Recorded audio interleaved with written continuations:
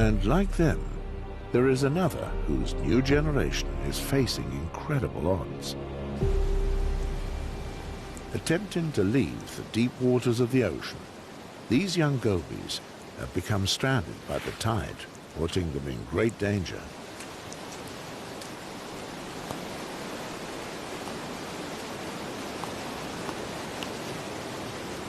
Following the scent of fresh water, they've missed their mark at the nearby river mouth.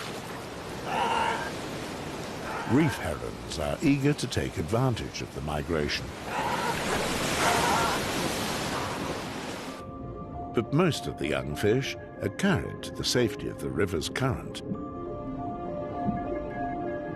beginning their lives as larvae swept out to sea.